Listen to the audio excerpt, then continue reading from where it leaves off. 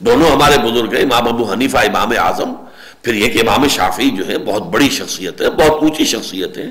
اصول فقہ پر ان کی پہلی کتاب کتاب الام آج تک مانی جاتی ہے. واقعہ یہ ہے کہ وہ حرف آخر ہے اس پر، کتاب الام. اتنی بڑی عظیم شخصیت، معمولی شخصیت تو نہیں. پھر امام مالک ہیں جو امام دار الہجرہ ہے، مدینہ ہی میں رہے ہیں اور مدینہ میں وہ درس حدیث دیتے رہے ہیں حضور صلی اللہ علیہ وسلم کے متصل بعد. تو اس حوالے سے ان سب کو مانو، اور اصل میں تو ہمیں ماننا ہے، پیروی کرنی ہے اللہ کی اور اس کے رسول کی صلی اللہ علیہ وسلم. آخر امام ابو حنیفہ بھی یہی کہتے ہیں کہ اگر میرا کوئی قول تمہیں اس کے خلاف، اگر حدیث رسول صحیح مستند مل جائے اس کے خلاف، تو میرے قول کو دیوار پر دے مارو. اس لیے کہ حدیث رسول کے مقابلے میں تو کسی کا قول کھڑا نہیں رہ سکتا. اس حوالے سے ٹھیک ہے، آراء بن گئی ہیں، مختلف فقہ مرتب ہو گئی ہیں. آپ اگر کسی ایک فقہ کو بینلی فالو کر رہے ہیں تو بھی کوئی حرام بات نہیں ہے، اس لیے کہ وہ بھی در حقیقت مستنبط ہے کتاب و سنت سے.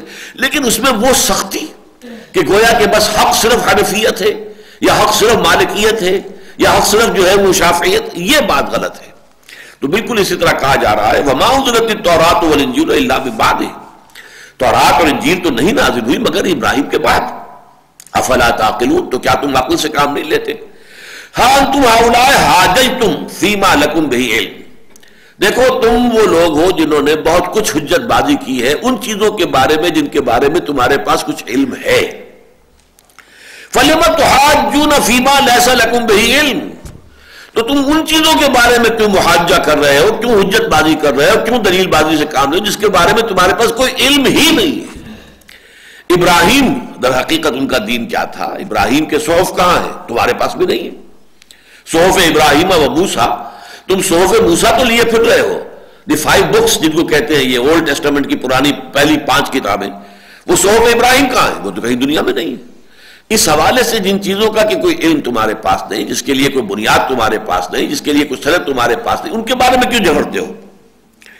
ما کان ابراہیم یہودیا ولا نصرانیا. اب یہ ظاہر بات ہے اس پوری بحث میں سے جس سے کوئی شخص انکار نہیں کر سکتا. اسی طریقے سے بات کہی جا رہی ما کان ابراہیم یہودیا ولا نصرانیا ولکن کان حنیفا مسلما.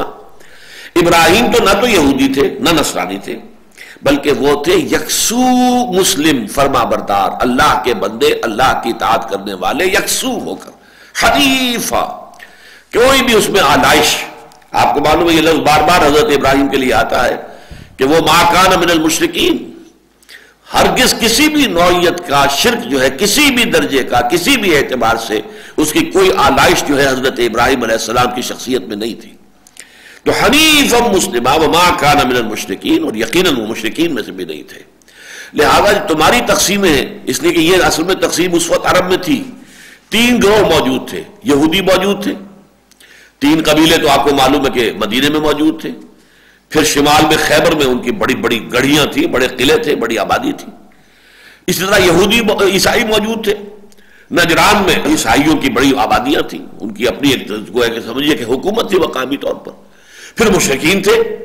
لہذا ان تینوں گروہوں سے برتر شخصیت ہے ابراہیم کی علیہ الصلوۃ والسلام. ما کان ابراہیم یہودیا ولا نصرانیا ولکن کان حنیفا مسلما وما کان من المشرکین. ان اول الناس بابراہیم الذین اتبعوہ. اب دیکھیے یہاں پھر وہی اصول ہے کہ پہلے وہ بات کیجئے کہ جس سے انکار آپ کا مخاطب کر ہی نہ سکے. پہلی بات تو یہ ہے کہ یقیناً ابراہیم سے قریب ترین تعلق رکھنے والے لوگ تو وہی ہوں گے جو ان کی پیروی کرتے ہو. اب ایک شخص جو ہے وہ اپنے جد امجد پدرم سلطان بود، لیکن اس کے راستے پر وہ چل ہی نہیں رہا. باپ کا علم نہ بیٹے کو اگر ازبر ہو، پھر پسر لائق میراث پدر کیوں کرو؟ اگر تو تم اپنے ان کے ابراہیم کے پیروکار ہوتے، ابراہیم کے راستے پر چل رہے ہوتے، تب تو تمہیں کلیم کرنے کا حق حاصل تھا. لیکن یہ کہ تم نے تو صرف یہ کہ نسلی تعلق جو ابراہیم سے، اس کو اپنی فضیلت کی بنیاد بنایا ہوا ہے. تو فرمایا ان اول الناس، اولا یہ ولی سے، ولی یہ تو صفت مشبہ ہو گیا، اور اولا افعال کے وزن پر اکبر، اعظم، سب سے بڑا ولی، سب سے زیادہ قربت رکھنے والا ابراہیم کے ساتھ تو وہی ہوگا کہ جو اس کی پیروی کرتا ہو. ان اول الناس ابراہیم الذین اتبعوہ، اور وہ کون ہے؟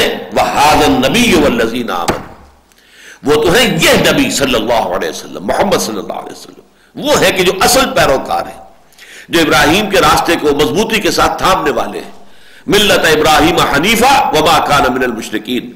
سورہ حج جو ہے وہ چونکہ ہجرت سے متصل قبل نازل ہوئی ہے، بلکہ اس کی بعض آیات جو ہیں وہ اثناء سفر ہجرت میں نازل ہوئی ہیں، لہذا وہاں پر آپ نے دیکھا کہ وہ جو آخری آیت ہے سورہ حج کی، وجاہدوا فی اللہ حق جہادہ هو اجتباکم وما جعل علیکم فی الدین من حرج ملت ابیکم ابراہیم هو سماکم المسلمین من قبل وفی ھذا.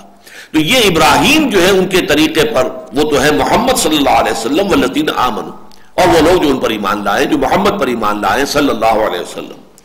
واللہ ولی المؤمنین، اور اللہ یقیناً ولی ہے صاحب ایمان لوگوں کا، ان کا مددگار ہے، ان کا پشت پناہ ہے، ان کا حمایتی ہے، ان کا ساتھی ہے، ان کی حفاظت کرنے والا ہے. واللہ ولی المؤمنین.